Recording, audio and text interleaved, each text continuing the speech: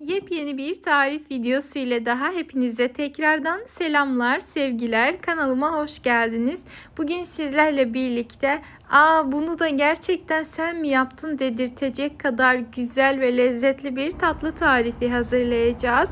Tarifimize başlamadan önce videomu hangi ülke veya şehirlerden izlediğinizi yorumda benimle paylaşırsanız çok sevinirim.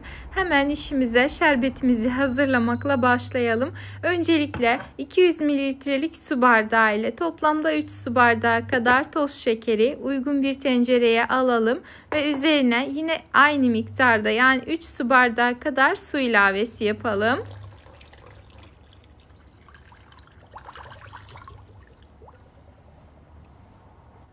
Şöyle bir karıştırdıktan sonra ocağı orta ateşte açalım ve kaynamaya başlamasını bekleyelim.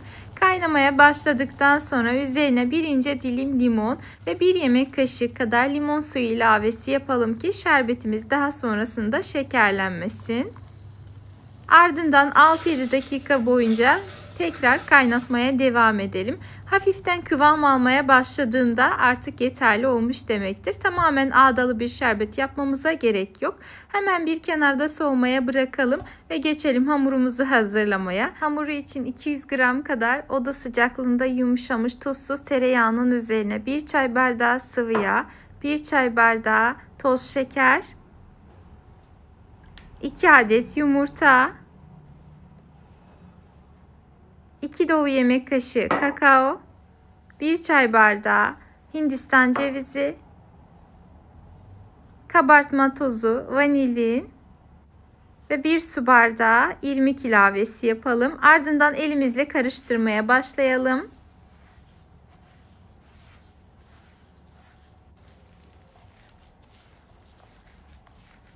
Malzemeler birazcık karıştıktan sonra üzerine azar azar kontrollü bir şekilde un ilavesi yaparak hamuru istediğimiz kıvama gelinceye kadar yoğuralım. Ben videonun tamamında genellikle olduğu gibi 200 mililitrelik su bardağı ile ölçüyü baz alarak o şekilde kullandım.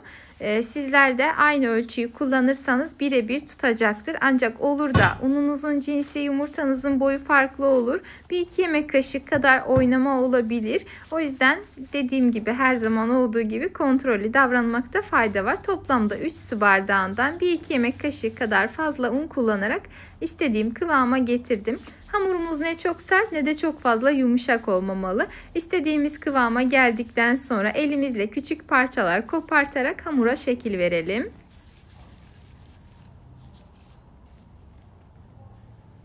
Tamamına şekil verip hazırladıktan sonra önce süte, ardından ise haşhaşa bulayalım. Ben mavi haşhaş kullandım. Elimde o vardı çünkü sarı haşhaş bulamadım. Marketlerde genellikle satılmıyor ancak büyük marketlerde bulunabilir veya online'da sipariş edebilirsiniz. Dediğim gibi ister sarı olsun ister mavi hiç fark etmez. Lezzet olarak aynı olacaktır. Yani elinizde ne varsa onu kullanabilirsiniz. Ancak pastanelerde genellikle sarı haşhaş tercih ediliyor.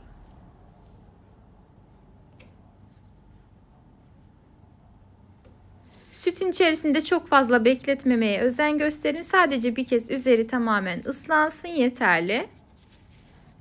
Bir elimle ıslattım, diğer elimle ise haşhaşa buladım. Haşhaşlarım ıslanmasın diye bu çok önemli.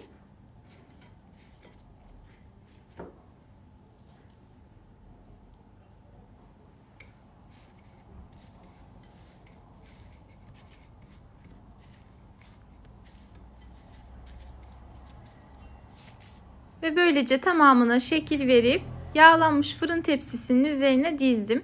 Ardından orta kısımlarından şöyle hafif bir çukur açtım. Bir çay kaşığının arka kısmı ile yaptım. Parmağınızla da yapabilirsiniz ancak hamuru dağıtmamaya özen gösterin.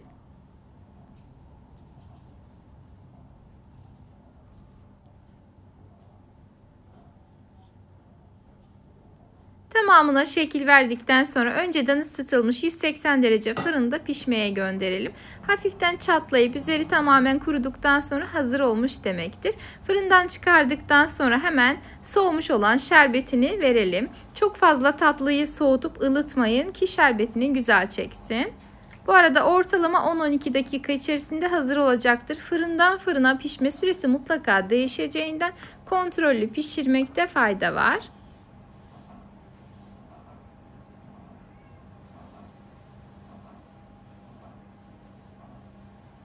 arada unutmadan söyleyeyim. Bu tepsidekinden birazcık daha fazla çıktı. Bir küçük tepsi daha elde ettim. Küçük borcam kadar diyebilirim. Ortalama 6-7 tane daha vardı içerisinde. Yani ona göre yapabilirsiniz. Bayağı bereketli, güzel bir tarif.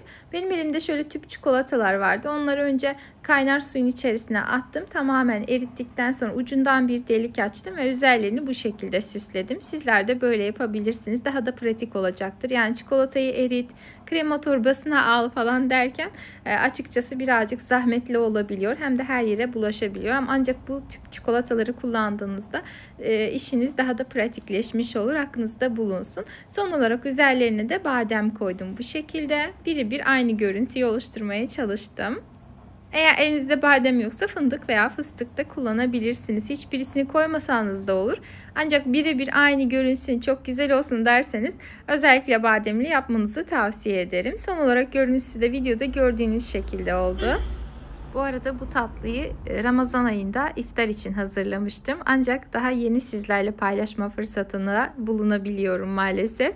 Birazcık geç oldu. Tatlı tarifleri o zamanlar daha çok izlenebiliyordu. Ancak biliyorsunuz koşuşturmadan, diğer tarifleri yetiştirmekten, işte bir sürü şeyden dolayı daha yeni paylaşabiliyorum. Instagram hikayemde paylaştığımda da çok fazla sorulmuştu. Çok da beğenilmişti. Misafirlerim de hazır zannetmiş. Çok profesyonel ve güzel göründüğünü söylemişlerdi. Lezzeti de o kadar güzeldi ki anlatamam. Kesinlikle ve kesinlikle denemelisiniz. Hazır satılan pastanede olanlardan kat ve kat güzel oldu. Eminim sizler de denedikten sonra çok beğeneceksiniz. Denedikten sonra deneyecek olan herkese fikir olmak amaçlı her videomda sizlere söylediğim gibi lütfen yorum bırakmayı unutmayın ki bir sonraki deneyecek olan herkese fikir olmuş olasınız.